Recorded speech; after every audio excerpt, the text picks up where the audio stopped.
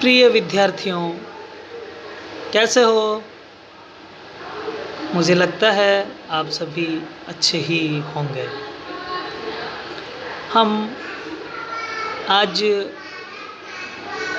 अपने चैनल में भाषा की विशेषताएं और प्रकृति विषयक जानकारी प्राप्त करने का प्रयास करेंगे।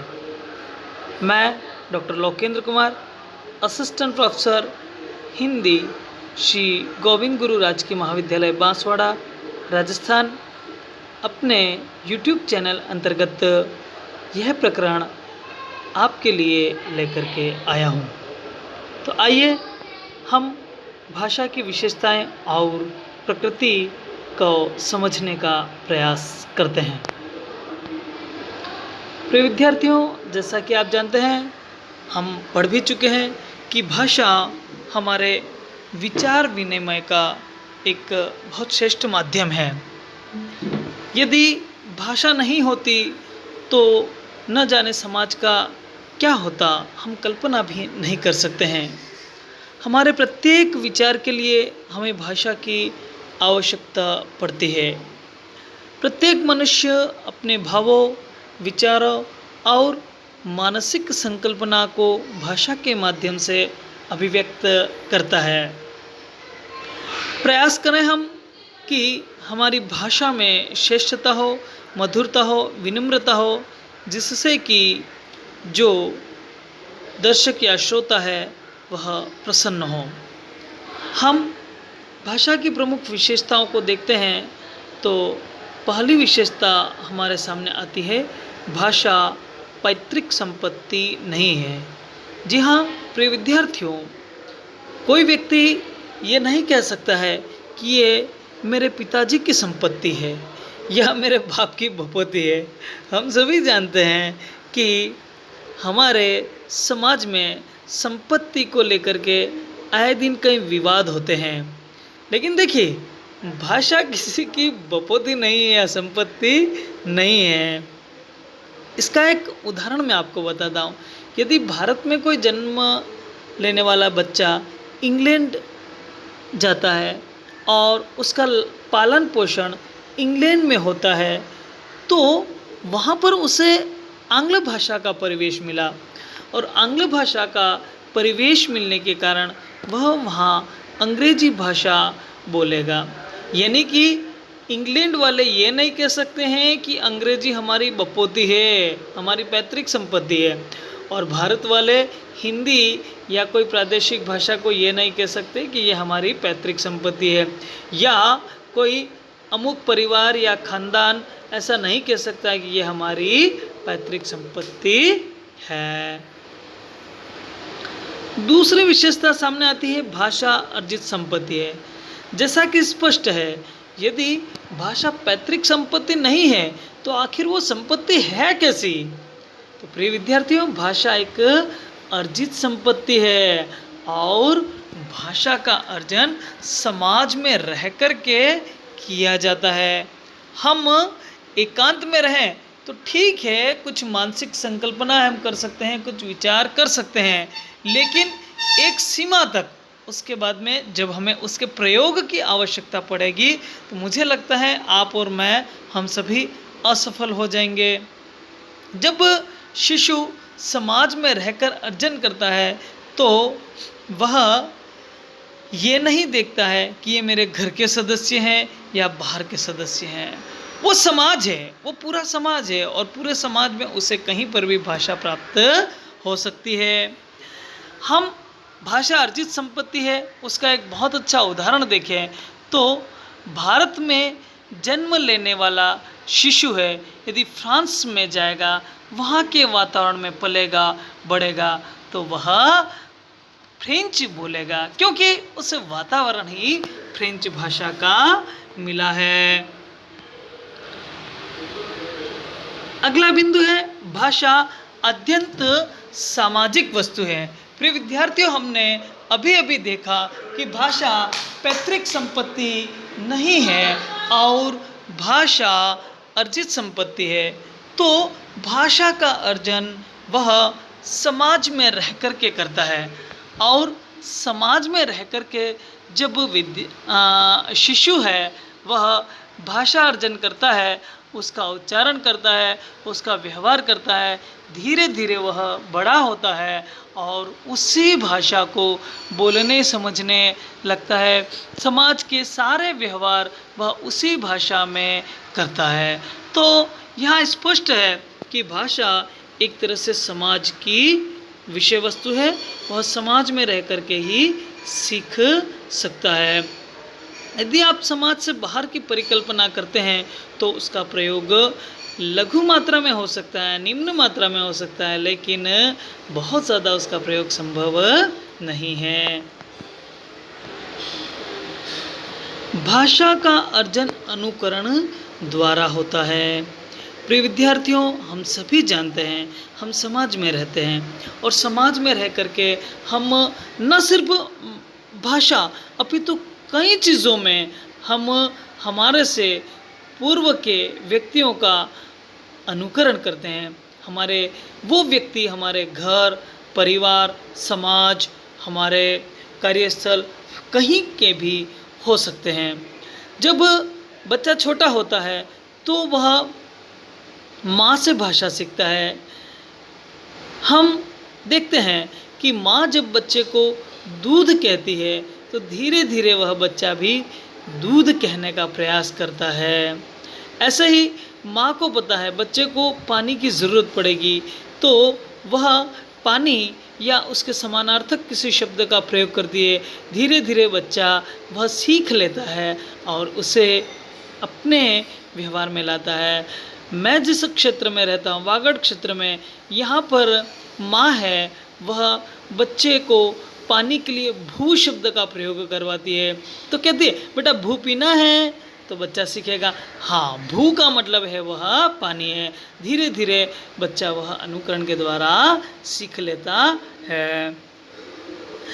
यहाँ पर मैं प्रसिद्ध यूनानी दार्शनिक अरस्तु को याद करना चाहूँगा। वह कहते हैं शब्दों में अनुकरण मनुष्य का सबसे बड़ा गुण है। वह भाषा के सीखने में भी उसी गुण का उपयोग करता है। प्रिय विद्यार्थियों, अगला बिंदु है भाषा चिर परिवर्तनशील है। जी हाँ, भाषा का कोई एक रूप नहीं है। मनुष्य जिस प्रकार भाषा का प्रयोग करता है और जिस क्षेत्र में करता है, जिस स्थान पे करता है, वहाँ की भौगोलिक सामाजिक ऐतिहासिक परिस्थितियों पर वहाँ का भाषा का रूप निर्भर करता है। हम सभी जानते हैं, हमने पूर्व में अध्ययन भी किया है कि भाषा के दो आधार हैं, शारीरिक कहें कि भौतिक और मानसिक। ये दोनों ही आधार भाषा में परिवर्तन का कार्य करते हैं। जैसा कि हम जानते हैं कि हम भाषा के मौखिक और लिखित दोनों रूपों का प्रयोग करते हैं। यदि आप वास्तव में देखो तो भाषा का जो मौखिक रूप है वही वास्तविक भाषा है। मौखिक रूप के पीछे पीछे लिखित रूप चलता है। जैसा आप व्यवहारित करोगे वैसा ही उसका लिखित रूप हमारे सामने आता है।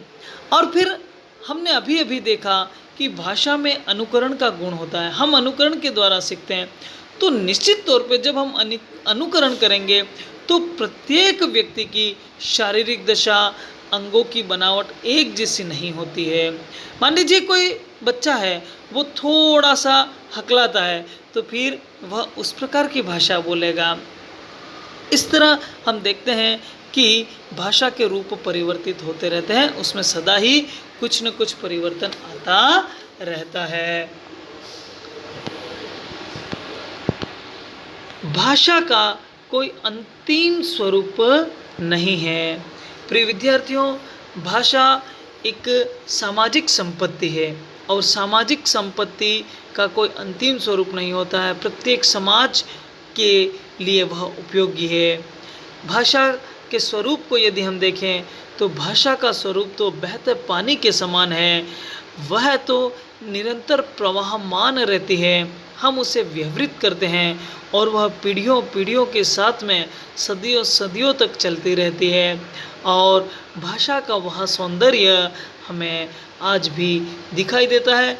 जब कोई नई या अपरिचित भाषा हमारे सामने आती है तो वह हमें आकर्षित करती है। वह इसीलिए आकर्षित करती है क्योंकि वो हमारे लिए नई है। वह बहते हुए पानी के समान हमारे सामने प्रस्तुत हुई है, तो हम सभी समझ सकते हैं कि भाषा का कोई अंतिम स्वरूप नहीं होता है। हाँ, यहाँ पर यह कहना समीचीन होगा कि यदि मृत भाषा है तो चूँकि वो भाषा मर चुकी है, इसलिए उसका तो कोई अंतिम स्वरूप होगा ही होगा। लेकिन मैं इस प्रकरण के माध्यम से प्रिय विद्यार्थियों आपसे गुजारिश भी करूंगा कि हम किसी भी भाषा को मरने नहीं दें। ये हमारे समाज की संपत्ति है, ये हमारे पूर्वजों की धरोहर है, हमें इसकी रक्षा करनी है, हमें इसका रक्षण करनी है। आज पूरा विश्व भाषा के संकटों से गुजर रहा है, आज यह दौर चल रहा है, आज भाषाओं के लिए संक्रमण काल है, हमें इसकी रक्षा करनी है। भाषा कठिनता से सरलता की ओर। कठिनता से सरलता मनुष्य का स्वभाव है। हम कोई भाषा सीखना प्रारंभ करते हैं तो प्रारंभ में वह हमें कठिन लगेगी, क्योंकि हम उसकी शब्द संपदा से परिचित नहीं है, हम उसकी ध्वनियों से परिचित नहीं है, हम उसके व्यवहार से परिचित नहीं है, इसलिए हमें कठिन लगेगी। लेकिन धीरे धीरे हम जैसे भाषा का प्रयोग करेंगे और हमें सीखने के द्वारा वह आने लगेगी, और जैसे जैसे हमें भाषा आएगी, जैसे जैसे हम सीख जाएंगे, वह भाषा हमें सरल लगने लगेगी। कोई भी नई भाषा आप सीखने का प्रयास करें, प्रारंभ में आपको कठिन लगेगी, उसके पश्चात धीरे धीरे वह आपको बहुत सरल लगने लगेगी। स्थूल से सूक्ष्म की ओर।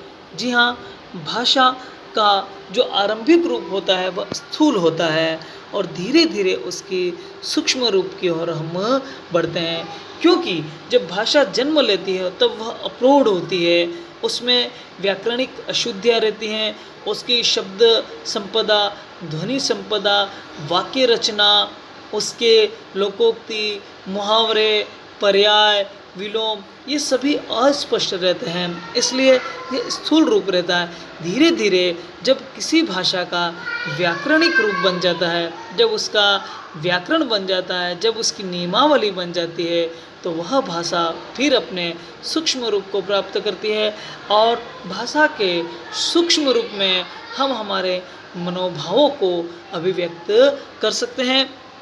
हमारी किसी भी परिकल्पना को हम सूक्ष्म भावों में अभिव्यक्त कर सकते हैं। भाषा का एक प्रमुख गुण है संयोगावस्था से वियोगावस्था की ओर। जी हाँ प्रिय विद्यार्थियों, भाषा पहले संयोग अवस्था में रहती है। संयोग अवस्था से तात्पर्य संयोग यानी मिला हुआ, तो मिला जुला रूप रहता है। फिर क्योंकि मनुष्य का स्वभाव है वह लघु मार्ग चुनता है और वह सरल रूप उसका करना चाहता है, धीरे धीरे वह उस भाषा के टुकड़े करता है और उसे वियोगावस्था की ओर ले जाता है। जैसे उदाहरण के तौर पे हम समझें तो संस्कृत भाषा में रामः गच्छति रूप था। हमने प्रयत्न लाघव किया, हमने कठिन से सरल किया, क्योंकि भाषा का आरंभिक रूप कठिन रहता है, धीरे धीरे वह सरल हो जाती है। तो हमने हमारे प्रयासों से, हमारे स्वभाव से रामः गच्छति रूप को राम जाता है कह करके उसे सरल कर दिया। प्रिय विद्यार्थियों, भाषा के ये प्रमुख गुण हमारे सामने आते हैं। हम सभी जानते हैं कि प्रत्येक भाषा की एक भौगोलिक सीमा होती है और वही सीमा उसका वास्तविक क्षेत्र होता है। उस सीमा के बाहर थोड़ा बहुत रूप उसका परिवर्तित हो जाता है, धीरे धीरे वह बहुत दूर जब वह क्षेत्र जाता है तो भाषा वहाँ पर व्यवहृत नहीं होती है। इसी तरह भौगोलिक सीमा की तरह ही भाषा की ऐतिहासिक सीमा भी होती है। प्रत्येक भाषा के इतिहास में किसी निश्चित काल से प्रारंभ होकर इतिहास के निश्चित काल तक विवृत होती है तथा वह भाषा अपने काल की परवर्ती या पूर्ववर्ती भाषा से भिन्न होती है। उदाहरण के लिए मोटे रूप से प्राकृत भाषा का काल पहली ईस्वी से 500 ईस्वी तक माना जाता है और धीरे धीरे प्राकृत भाषा से हम संस्कृत देखते हैं, संस्कृत से हम अपभ्रंश देखते हैं और अपभ्रंश से फिर हम हिंदी भाषा को देखते हैं। तो ये भी भाषा के कुछ छोटे गुण हो सकते हैं, कुछ छोटी विशेषताएं हो सकती हैं।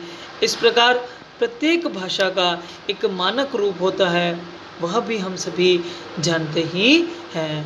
तो प्रिय विद्यार्थियों, आज हमने भाषा की प्रकृति और विशेषताओं को जानने, समझने, देखने का प्रयास किया। मुझे पूरा विश्वास है कि आज का यह प्रकरण न सिर्फ आपकी पाठ्यवस्तु या पाठ्यक्रम की दृष्टि से बल्कि प्रतियोगी परीक्षाओं की दृष्टि से भी आपके लिए बहुत उपयोगी साबित होगा।